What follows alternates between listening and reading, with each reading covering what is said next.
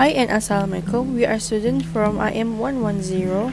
This video is for the purpose of our group assignment, which is library instructional video entitled Guideline on how to use Web-OPAC in UiTM library. For subject IMD312, References and Information Services for information agencies.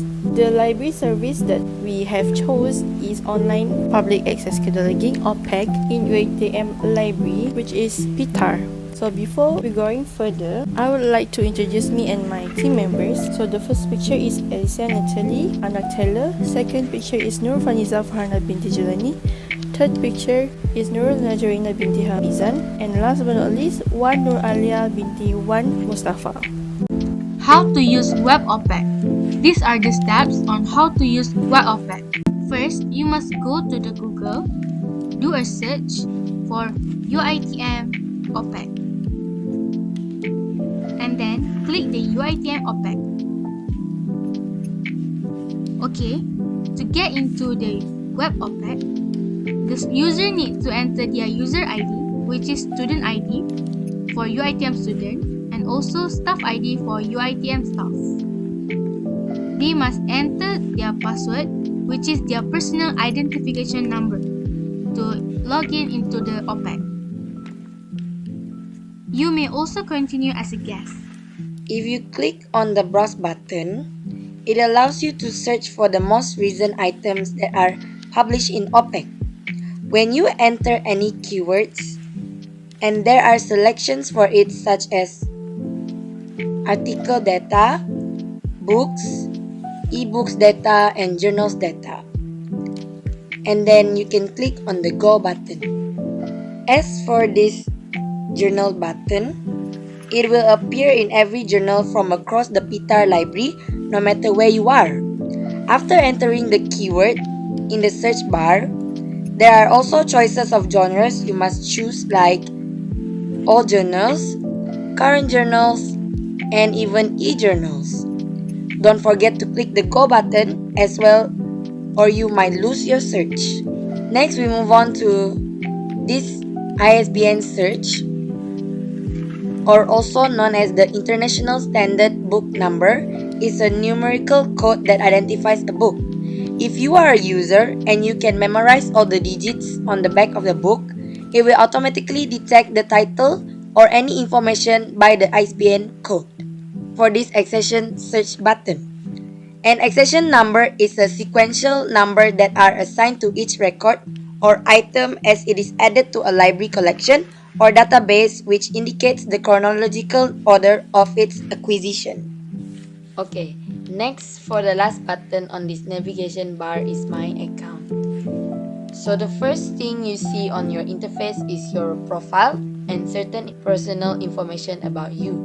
And on your left side, there are other things you can click, such as items checked out, reserves button, find logs, change password, donation, search history, show card, frequently asked questions, interlibrary loan, RSS links, and login history. Okay, first things first, items checked out button. So when you borrow a book from the PTAR library, it will automatically pop out here, which means the item is registered under your name and the book is brought by you outside. As for these reserve buttons, if the book that you really want to borrow is still borrowed by another person, you can still reserve the book even when you are not in the library. Life is easy, right? Next is find logs. So if you borrow a book and you have not returned back the book, you might have to pay the fine that costs 20 cents each day. And the fine will extend if you haven't returned back the book. So to avoid paying a fine, you can either return the book back to the PTAR library or extend the due date of the book in PTAR library. Next is change the password section. So if you are a student and you tend to forget your password, you can change it from this section. But I guess students won't forget, as the password only requires their IC number. Next, we move on to donation section. So as for this donation button section, if you have a lot of books that you don't read anymore, you can donate it to the PTAR library. Of course, the genre needs to be appropriate for the reader. So here you can type in the title, the author of the book, the ISBN number, the publisher of the book, the year published, and then the pricing of the book, and you can put comments here before you click the donate button. Next button is the search history button. Next, we move on to show card button. The show card button is for you to see the book that you have reserved. Next is the frequently asked questions section. If you were to have questions about the library, you can contact any librarian through the chat box online, or you can visit the PTAR library itself. Next, we move on to the interlibrary loan button. It's a service where one library can borrow materials and receive a photocopy of documents that are owned by another library. Users can make a request with the PTAR library and identify the library with the item that the users want. Place of the request. Once received, the item will be given to the user and arranged for its return. Next is the RSS links, and last but not least, the login history. You will see three types of search bar, which is basic, advanced, and additional. At basic interface, it includes straightforward instruction for using OPAC basic search. Fill out the form first with any keyword you choose, for example, academic. Then, select all databases. After that, click phrase and click any field. You can also select the publisher of collections and the year we want, and after that click go. So based on what are we looking for, here are all the results for books, article, and journal under the keyword that you have searched. If you click on the books, variety of books will appear, and if we click one, these are all the information that provided, and it is easy for users to locate it. Next, if we click to the articles, this is the articles that under the keywords that we have searched. If we click to these articles, it also appears the same as the basic as the book. And for the journal, and if you click one of it also will appear the same. Next, if you click to the advanced search link at the bottom to change to it has more than one term and a boolean. So enter the keyword such as academic and check the boolean box and tick the boolean for and.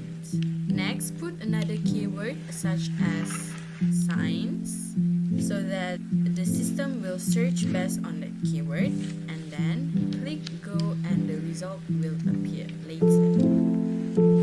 So this is the result. So if you click books, it has so many books, and if you click one,